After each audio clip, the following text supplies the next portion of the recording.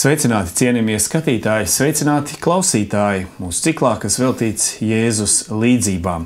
Šī jau ir 36. līdzība, kuru mēs šajā reizē plānojam aplūkot no kopējā apjoma 40 Jēzus līdzības, tādas nozīmīgākās un lielākās līdzības, lai gan pētnieki ir pamanījuši, ka Bībelē varētu atrast vēl arī bez šīm 40 tādām skaidrajām līdzībām ļoti daudz izteicienus Jēzus, kurus arī var pielīdzināt zināmai līdzību kategorijai. Kāda apmēram 20 tādi ir saskaitīti. Bet mēs turēsimies pie šī 40 skaitļa, un šis mums ir 36. raidījums, 37. raidījums, bet 36. līdzība.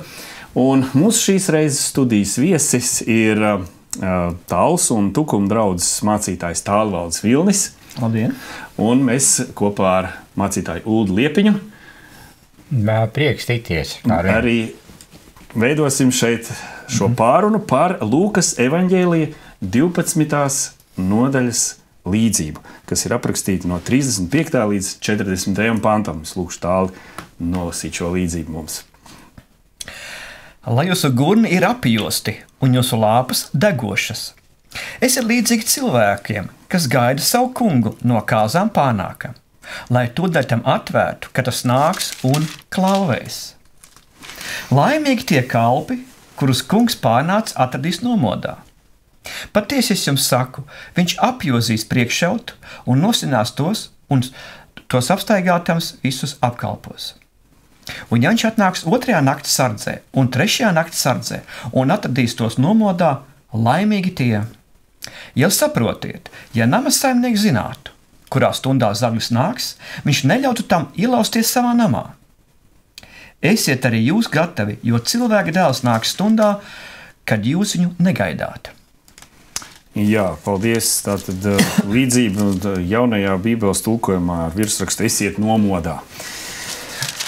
Jā, jāsaka tā, ka šādas te līdzības par būšanu nomodā un par šo te kunga negaidīto nākšanu jau mums ir bijušas vairākas. Mēs esam jau pārunājuši līdzību gan par šīm jaunavām, kuras iesnaudās un negaidīti nāca uz kāzām, šis kungs.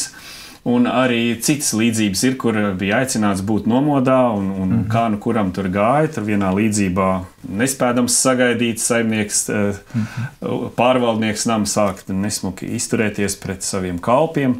Tā ka šī tēma vijās atkal un atkal cauri dažām Jēzus līdzībām. Un mēs jau it kā to esam pārnājuši, un tomēr man gribējās vēlreiz jautāt jums šo jautājumu. Kāpēc tik ļoti tiek uzsvērts tas, ka šī nākšana notiks negaidīti? Kāpēc ir savā ziņā tāda cilvēku uztraukšana nepieciešama? Vai tas mums palīdz, vai tomēr drīzāk mūs biedē tas fakts, ka kaut kas notiks negaidīti, un vai es tajā brīdī būšu gatavs, un vai man tiešām neuznāks mazliet vairāk miegs, un es neiesnaudīšos kā tās jaunavas, vai kaut kā citādāk nezaudēšu modrību, un tad pēkšņi nāks, un es būšu palaidis garām to ilgoto brīdi. Kāpēc ir tas tik būtiski, šis te negaidītības moments Jēzus līdzībās atkal un atkal? Kā jūs teiktu? Pirmkārt, ļoti interesanti to ievadu mums tikko līdzdalīgi norādot uz citām līdzībām Kristumu. Mēs, kas ticam evaņģēlijam un ticam evaņģēlija inspirācijai, iedvesmotībai, ka Dieva gars to viss ir vadījis, uzturējis un līdz mums atvadījis, mēs ņemam ļoti nopietni to, kur evaņģēlijos atkārtojās. Nevis nogurstam no to, tas jau cik reizes nav tā sacīts, bet mēs ņemam ļoti nopietni. Tātad Dieva gars un pats Dievs, tā kā evaņģēlijs tomēr ir dzīvā Dieva vārds, un sevišķā nozīmē, tad tas nozīmē, ka mums acīm redzot uz šo jautājumu jāskatās atkal un atkal te no citas puses, te no otras puses. Pirms mums tas virsraksts ir uzlikts, jo Bībeles pētnieki ir ļoti vienasprātis. Visos tais, kur man bija iespēja paskatīties komentāros, visur ir šī te atziņa, ka tā ir modrības līdzība, tieši modrības, no modrības aspekta ņemts. Jo tur viss tiek no Kristus puses, ko viņš saka, viņš visu laiku rāda, lai ir modrība. Un no otras puses viņš rāda, kurā virzienā modrība. Nevis modrība to, ka to laiku uzmanīt un uz to salikt modinātājs, ka lai modina augšā vai ne 10 minūtes pirms tam stundām, vai ne, ka galvenais ir stundu izzināt un zināt, kur tur viņš nesaka, ka tur vajadzētu. Lai gan mēs tieši to darām parasti. Jā, nu, modrības, to mēs varbūt pārnāsim kā nākošajā jautājumu, ko tas nozīmē. Bet tu prasīji, kāpēc tā negaidītība.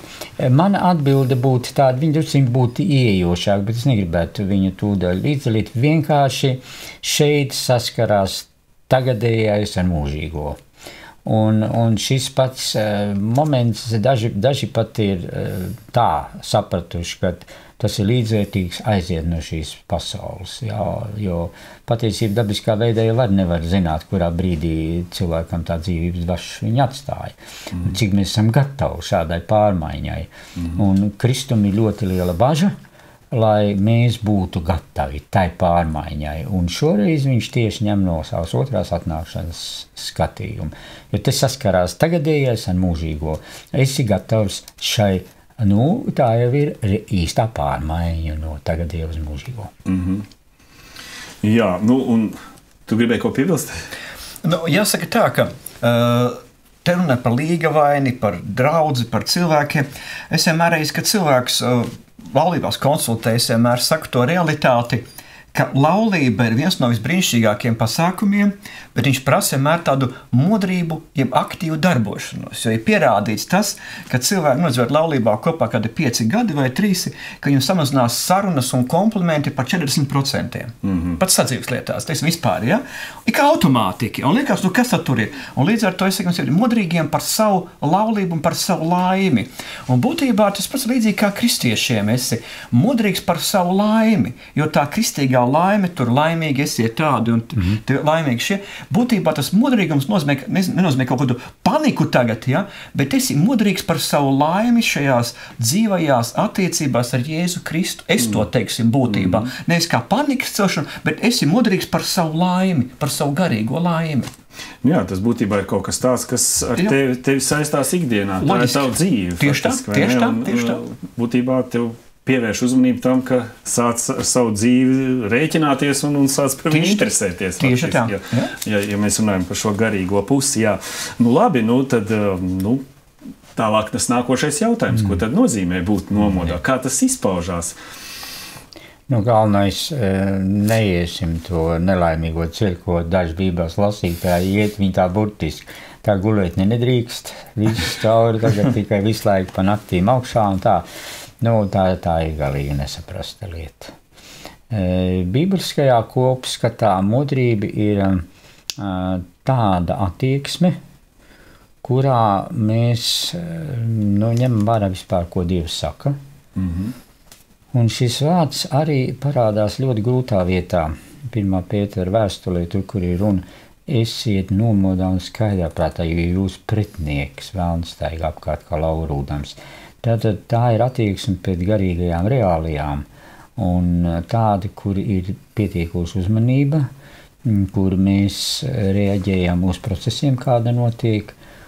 Un Bībelē ir rādīts, ka tieši šīs garīgās modrības trūkums ir raksturīgs cilvēcei. Tur arī Tesaloniķiešiem, kur raksta par Kristus otro atnākšanu, jā, kad mēs pirmkārt nedzīvosim pa naktīm, bez šīs nakts dzīves, perversijas, bet būsim nomodā, būsim skaidrā prātā, lai izvērtētu, kas katrs ir, un lai būtu gatavs Dievam jebkurā brīdī. Jā, tur Tesaloniķiešu vēstulē diezgan sasaucās šie panti arī par to zagļa tēmu, tas zagļa motīvs arī tur parādās kā šeit, ja, ka nāc kā zaglis naktī. Bet te vēl ir tāda nianse, ka 38. pantā, ka viņš nāks 2. naktsardzē un 3. naktsardzē un atradīs tos nomodā laimīgi tie, vai tas ir kaut kādi jau tādi vēl vēlāki nakts laiki domāti, kuros joprojām jābūt nomodā, bet to darīt ir grūtāk. Un tad ir uzsvērts, ka pie tādas īpašas kaut kādas kavēšanās vēl pavisam svētīgi būt nomodā, vai kā jūs saprotat to 38. pantu? Varbūt atgriežies pie tā tur, ja, kad tu jautāji to, ko nozīmē nomodā, ja.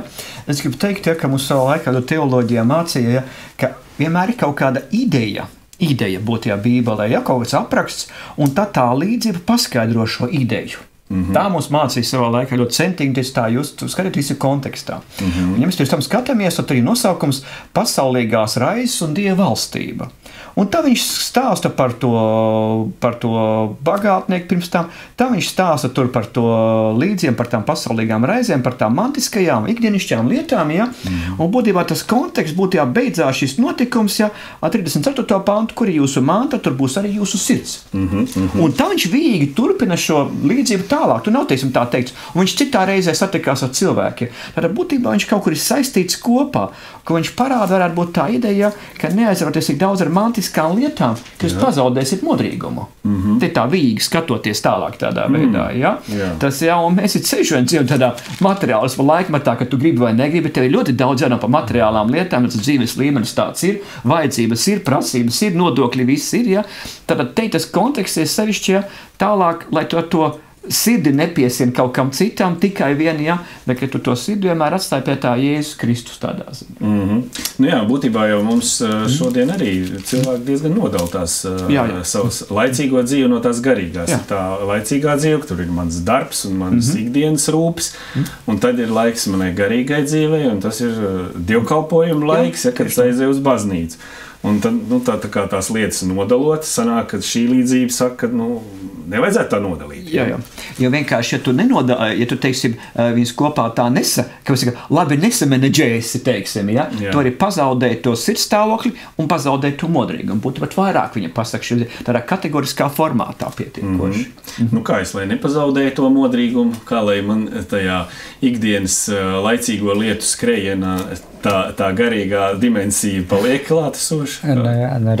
Ir jau tās pareizās atbildes, un tās mums būtu, bet dzīvē tās pareizās atbildes nevienmēr strādā. Piemēram, pirmā pareizā atbilde ir taisnēs no ticības dzīvos. Un vārds dzīvos, tas aptver visu. Un tad arī Bībelē ir viens ļoti skaists piemērs. Un tas ir apustulis Pāvils, cik es dzīvoju miesā. Galatieši 2. nodaļā.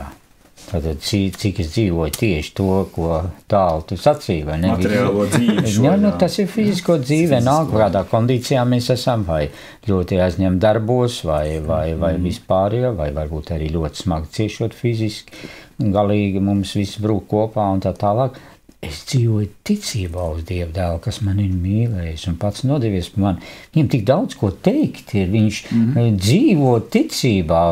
Un tad ir vēl viena tāda interesanta frāze, kura var palīdzēt tiem, kuri grib šo jautājumu atrisināt. Un tā ir Ebreju vēstulē 11. nodaļā, kur par Mūzi runāts.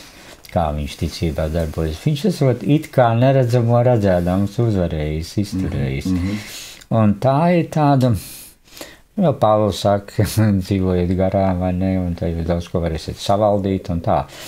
Redz, es druscītiņi tā kā no tādas pareizās atbildes ņēmu punktu pa punktam, jā. Ne, bet ļoti labi. Nav jau Bībeles atbildes. Jā, tās ir Bībeles atbildes. Man druscītiņi gribētos no tām pareizām atbildēm pāriet uz individuālo varēšanu un nevarēšanu. Jā. Jo mēs kā individi diezgan atšķiramies cits no cita. Dažiem ir ļoti attīstīta intelektuālā spēja, un viņi intelektuāli kā visu to pašiem šķietam realizē, to, ko es tikko pa punktām te nosaucu, jā. Bet viņu praktiskā darbība liecina, ka viņi ir ļoti tālu no Dieva. Viņiem ir cilvēki, kuri intelektuāli tā nemaz nevar, viņi nemaz nevar tur tādu, bet viņa darbības ir tādas, kā tur Mateja 25. nodaļu mēs skatām, vai ne, tur, kur pa tiem slimajiem jā, kur ir parādīt līdzjūtību un cilvēcību otram cilvēkam, kas ir līdzās, jā. Un tāpēc es gribētu no pareizās atbildes, viņas ir pareizas, to, ko es zināju sacīt. Un ja viņās iedziļinās, tad tur arī ir tā praktiskā atbilde. Tomēr būt pirmkārt ļoti patiesam, būt gatavam izvērtēt vērtības, nesajaukt tās, jo bieži vien mums dzīvē arī bija tādas situācijas, ka šķiet, ka visu izšķir nauda. Vai arī kristīgam cilvēkam tāli. Tu nekur nemācīsies, tu nekur nebrauksi. Loģiski. Ceļa nauda nav, studijas maksā, vai ne? Tu saproti, nauda, galvenais ir nauda. Ja? Un tādā brīdī tu apmūsti, un tu, ja tev būtu nauda, tad tev būtu garīgums, vai ne? Tad tev būtu arī tā, vai ne? Un tev būtu tā. Tā kā izrādās, ka tā nav. Ka tomēr Kristus saka tā, ka šis modrības moments, viņš var palīdzēt mums, viņš stāv aiz modrības, viņš saka, vienmēr būs Dievu lūgt, nebūs zaudēt drosmi, lūkšana ir viena no sevišķām lietām. Tā kā tā. Manuprāt, ļoti labi mēs ieskicējām šo te modrības tēmu Bībelē, un tieši šīs te arī līdzības tādā kontekstā, ja, ka tas tiešām ir kaut kas, kas ir visai cilvēku dzīvē raksturīgs. Ja? Tā ir tāda mūsu ticības dzīve, mūsu modrība par savu laimi, kā tu teici, un tāda ikdienas pārliecība, un ikdienas tāda gan ticēšana, gan darbošanās. Bet tad mazliet es saprotu, ka mums vajag iet uz priekšu un nedaudz jāpamaina tēma, tas skatu punkts uz kādu citu jautājumu, kurš parādās 37. pantā, tāda neliela detaļa. Laimīgi tie kalpi, kurus kungs pārnācis atradīs nomodā, patiesi es jums saku, viņš apjozīs priekšaut un nosēdinās tos un apstaigādams visus apkalpos. Un tā ir tāda interesanta detaļa. Ja? Es saprotu, ka šajā līdzībā kungs ir tātad Dievs, Jēzus Kristus, kurš nāk pie saviem uzticīgajiem, ticīgajiem, un šī te darbība, šī neparastā darbība, ka viņš apjozīs priekšsaut, tas asociējās uzreiz ar Jāņa evaņģēliju, to kājmazgāšanas notikumu, kur viņš apsēja priekšsaut un mazgāja mācekļiem kājas. Tātad, tā apkalpošana varētu būt, tas varbūt domāts, un ko mēs tādu jaunu uzzinām, varbūt par šo te kungu, kurš nāks. Tēvs jautājums, kamēr tu klausījos to, ja? Tā man ir, tāds gribās tev paprasīt. Vai tu varētu uzreiz atbildēt? Es tev jautāju ne tāpēc, ka es zinātu. Bet tieši, vai var atbildēt, tā evaņģēlijas ņemot kopumā tā chronoloģiski, vai šī līdzība izskanēja pirms tam, kad Kristus bija kājas mazgājis mācekļiem pēdējā vakarā, vai pēc tam? Mēs skatāmies, varētu būt pirms tam, ja. Te iznāk man arī, pirmsim tā, loģiski, ja viņš šo sacīja pirms, jo to kājas pats viņš mazgāja dažas stundas pirms, viņa aizgāja, un uz mani tas atstāja milzu iespaidu, jo pati kāja mazgāšana, ko Kristus izdarīja, viņi ir tāds jautājums, kurš dažreiz ir nesaprasts, un arī tur visādīgi tur ir, un baznīcas vēsturē ir savs skatījums uz to, bet tur ir nianse tāda, ka Kristus mazgā kājas, Pēters to nevar izturēt vairs, nemūžam, tā nenotiks, un Kristus sacīja, ja es tev nemazgāju, tad tev nav daļas man. Vai, tad man visu nomazgā. tur ir tāda. Un tad ir detaļa šāda. Kristus ir atkal atsēdies viņiem. Viņš saka, jūs man sauciet mācītājs un kungs. Un es tas esmu. Un tieši pie Kristus otrās atnākšanas, pie tā, ka tie, kur patiesi mīl viņa atspīdēšanu, tāpēc viņi nomodā modrīgi. Viņus gaida piedzīvojums, kuram līdzīga nav. Es nezinu to, kā ir aprakstīts augšām celšana, no zemes putekļiem, pīšļiem un nezinu, no kurām vietām.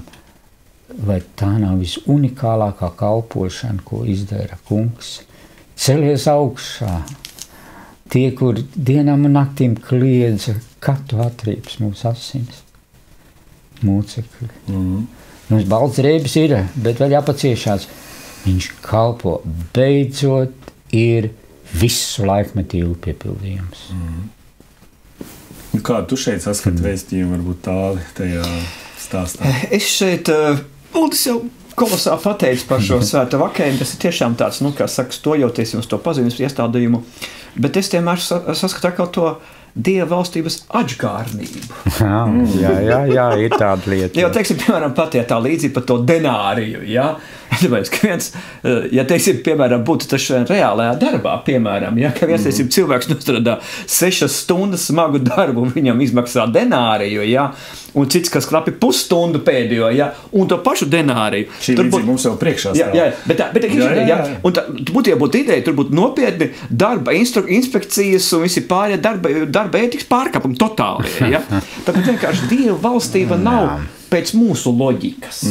Un te, kā saka tie Bībeles par komentātā, man saka tāda ideja tāda, ka tas kungs ir tādā sajūsmā, bats kalps ir kolosāls, un viņš tādā aizrautībā, es tikai arī savam kalpam varu nokalpot, nav problēmas, jo normāli sabiedrībā tā nebija, ja, kungs ir kungs un kalps ir kalps, ja, bet tā ir tā dievvalstības, kā mēs sakam, atžgārni, nu tā, simboliski runājot, ja, ka jūs esam cilvēku idejā mīļie paliekat bišķi, nu tā, maliņā, jo te ir Dieva valstība, un tas ir kaut kādi citi spēles noteikumi jau. Jā, kāds cits atkal šeit saskata, ka tas ir pazemīgais Dievs, kurš te ir atainots, jā.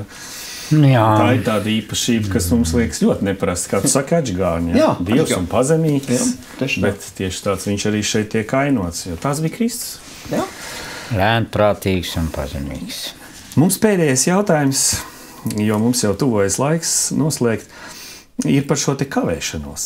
Man gribējās vēlreiz pajautāt šo jautājumu par šo kavēšanos, jo te ir tas atkal tā sajūta rodās līdzībā, ka notiek kavēšanās. Un ir iemesli, protams, iesnausties un visi vai ne, un tāpēc ir jābūt modriem un nomodā, jo ir šī kavēšanās. Un es tā domāju mazliet plašākā tādā kontekstā vispār kristietība, kas jau pastāv 2000 gadus, un jau mācekļi, kas runā ar Jēzu, jau viņam uzdod šos jautājumus, vai tu šī laikā, un tūlīt būs, vai ne? Un Jēzus it kā deva mājiens, ka tas tiešām būs drīz, un ka jābūt ir gataviem, un tomēr šie 2000 gadi ir jau pagājuši, un kā jūs risiniet šo jautājumu, kāpēc šī kavēšanās notiek tik ilgi? Vai jūs esat priekš sevis kaut kādu atbildi arī atraduši? Kāpēc, lai atbildētu, tā ir gara atbilde? Es pasteikšos īsi atbildēt. Tā kā man bijusi ļoti liels tāda priekšrocība piedalīties šajos raidījumos, klausīties, ko citi saka un pašam pētīt, tad man ir 2 epizodes, kuras man palīdz. Un tās ir tādas. Tas ir Lukas evaņģēlija 18. nodaļā, kur ir līdzība par atraitni, kur lūdz. Jā. Un pretstatā tam tiesnesim, Kristus pretstata savu tēvu, kurš izlems viņu lietu. Un tur ir tā frāzīte, lai gan viņš kavējas. Tā tāda kavēšanās. Un otra atbilde man jau tikko tālu tu viņu pieminēja, Apostoļu darbu 1. nodaļā, kur mācekļi arī laika pārņem, prasīja, vai tagad tu uzcels. Un jums nav dots zināt laiks, ko Tēvs nolicis savā ziņā. Šais 2 tekstos es sev rodu atbildi, man ir gandarījums, ka tāda teksti ir, ka tas gan ir Dieva ziņā. Un to mēs ticībā pieņemam, un ar to mums pietiek. Ne, kā Dieva ziņā ir pat man matu saskaitīt. Ja būtībā, es vienmēr cilvēkiem saku tā, ko tu gaidi, datumu vai Jēzu Kristu? Tev ir 2 izvēles. Ja tu gaidi datumu, tas sākās problēmas, kā mēs sakam. Ja? Un varbūt par to naktsardzi, tur 3. vai 4. naktsardzi, ja? Tas parāda to, ka tev arī jābūt modrīgam 1. sardzē, ja? Un 2. sardzē, un arī 3. un 4. Te ir tas austrumu arī klimats. Es savā laikā neesmu bijis tur Jordānijā vai Tanī zemēs vai Izrēlā, bet tur ir tā lieta, ka es biju nokļuvis vienreiz ap Jāņa laiku tur Serbijā, tas ir ļoti jauka zeme, arī silts klimats, un es domāju, tā vasaras vakarā, kaut kur ap kādiem 10, 11 pastaigāties, ja? Nekas tur nenotikās, pulkstens 8 bija tāda nakts, tāda tumsa, viss beidzās, ja? Mēs te Latvijā pieduši, ka Jāņa vakari, tur, kā saka, tur var ap kādiem 12, 11 naktī, tur normāli viss tā pagaiši, ja? Līdz ar to es vadēsim to, ka austrumos tā nakts, tā tums iestājas ātri, un līdz ar tev diezgan ilgi tev tādam pacietīgām viss, ja? Un arī tu man līdz par tām jaunām 10, ja? Tev ilgi gaidīt tam pasākumu, jābūt ilgi, jābūt gatavam, ja? Lai mēs jo mēs kā cilvēki dzīvojam īsu mūžu, un mums vienkārši, mūsu laikā, mums liekas kavējās, bet, mīļie draugi, Uldis pateica, tā ir Dieva lieta. Viņa kompetence. Un man nav problēma. Svešvārdiņš, varbūt dar tālu, ne šoreiz svešvārds. Lai paskatās, kas ir kompetence, un tad nevaram tikt klāt. Mans jautājums par modrīgumu. Man Dievs uzticēja, esi tāli modrīgs. Tas ir mans uzdevums. Jā. Bet pa laikiem, kā viņš teica, viņš pats to visu sakārtos. Nu ko, paldies par šo sarunu. Jā, tiešām līdzība tā tad ne tikai par pacietību, bet galvenokārt mēs sapratām par modrību. Modrība par savu laimi, kā tu tālu teici. Modrība 7 dienas nedēļā, nevis tikai viena diena, kad ir dievkalpojums. Būt patiesam, Uldis teica, un izvērtēt vērtības ikdienā. Nu, tas ir būt modrīgam. Un uz to mums šī līdzība arī caur Jēzus Kristus vārdiem aicina. Un paldies par šo sarunu. Jums šajā reizē saku atkal mācītājam Uldim Liepiņam. Uz saredzēšanos, atdzirdēšanos. Un arī mācītājam Tālvaldim Vilnim. Arī uz saredzēšanos. Un man sauc Girs Rozners. Paldies, ka jūs bijāt ar mums, skatījāties, klausījāties, sekojiet mums. Vēl priekšā ir 4 raidījumi, 4 ļoti aizraujošas, interesantas līdzības kopā ar interesantiem arī viesiem no dažādām adventistu draudzēm mācītājiem. Esiet ar mums arī turpmāk. Visu labu! Pateicamies par kopā pavadītajiem brīžiem, un ja jums patika šis raidījums, spiediet patīk, un arī zemāk jūs varat uzrakstīt komentāru vai savas idejas, un mēs priecāsimies, ja arī ieteiksiet šos raidījumus saviem draugiem sociālajos tīklos. Uz satikšanos turpmāk!